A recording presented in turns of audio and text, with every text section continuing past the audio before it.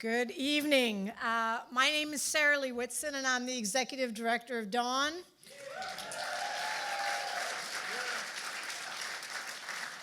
Thank you all for being here in these difficult times. It really warms my heart to be in community with you, to see so many friends from so far away. This year has been one of the most difficult and painful experiences of my life.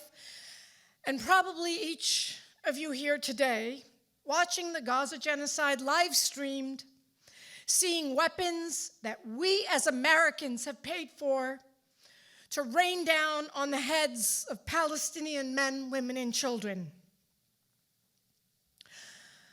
I stand before an image I am sure you've all seen, taken by Palestinian photographer Samar Abu Alouf. This is Mohammed Ajur, a 9-year-old boy who lost both his arms in an Israeli strike.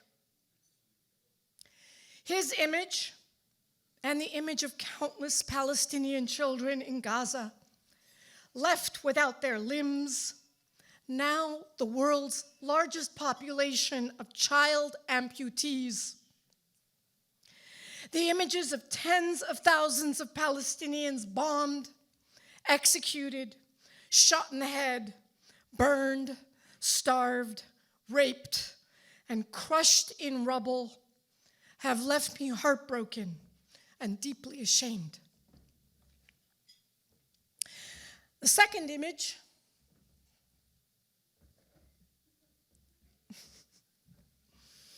is a painting of Mahmoud by Korean artist Sang-won Chun.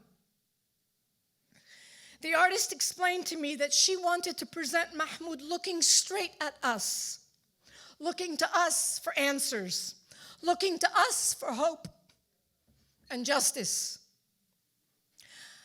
Let me take a moment to express my deepest apologies, my deepest condolences to Mahmoud and to all the Palestinian people for the crimes being committed against them with our complicity. Because we all know this is not just on Israel. This is on us here in the United States. Yeah. I'm not just heartbroken. I'm angry. So let me take a moment to condemn not just those who've supported the genocide, justified it, explained it, and defended it, but those who've looked away, avoided you and me, gaslighted you and me about the reality before our eyes, hid behind the words, "It's complicated." It's not complicated at all. It's very simple. Without American support, not just this genocide, but Israeli occupation and apartheid would have ended decades ago.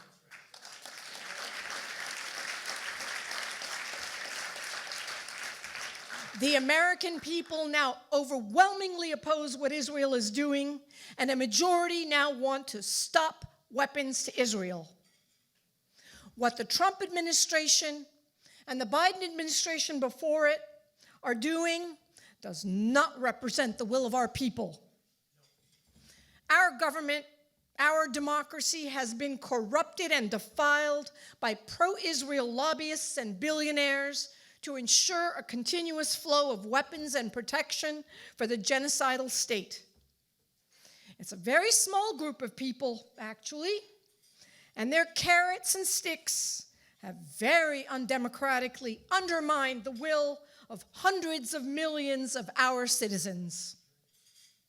Today, the Israeli government and its backers are trying to silence our organization because we successfully secured sanctions against violent Israeli settlers, because we have submitted dossiers on 40 Israeli military officials seeking their prosecution at the International Criminal Court, because the whole world now calls for what we have called for from day one of this war, not just a ceasefire, but an end to Israeli occupation and an end to American support for Israel.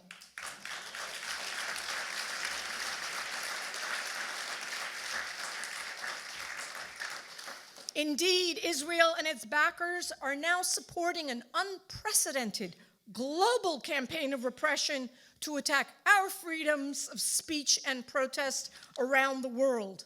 They're using all the means at their disposal to try to silence us, jail us, deport us, and frighten us into obedience.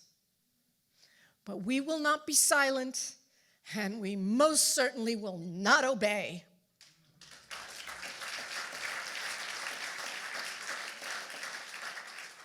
Like so many of you here tonight, we at Dawn aren't really good at bowing our heads, kissing royal rings, fist bumping with criminals, or cowering in the corners. Our mission at Dawn isn't just to demand democracy and human rights over there in the Middle East. Though we stand in solidarity with the champions for freedom and democracy for the region, many of whom are here with us tonight, and we honor the political prisoners languishing in dungeons, some of whose photos you see on your tables tonight. Our work, our responsibility, our duty is here in our own country to end our own government's responsibility, our own government's role in propping up and defending the brutal regimes in the region and putting our nation's fists on the scales of tyranny, apartheid, and genocide, violating our own country's laws. Our mission is to protect our democracy from malign foreign influence, the actual malign foreign influence, to fight for and defend our freedom of speech and freedom of protest enshrined in our Constitution. Because what's at stake today is not just ending the genocide, but protecting our freedoms here at home. This is the legacy of Jamal Khashoggi, whom the Saudi government murdered almost to this day 8 years ago. Jamal knew the power of the call for democracy and freedom and the power of our advocacy here in this country when he founded this organization. It is the power of our collective voices around the world standing on the sacrifice Palestinians have paid for with their lives and their limbs that have led us to a tipping point. Because the whole world stands with us. America stands with us. And sooner than you know it, our politicians will understand that they can't win an election without us.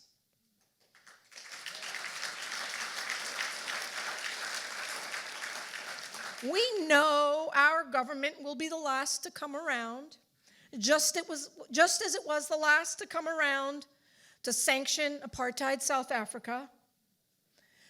But we are here tonight in our nation's capital to loudly proclaim that we will not rest until we end our nation's complicity in the gravest of all crimes and wrestle to the ground those who have tried to strip us of our own rights.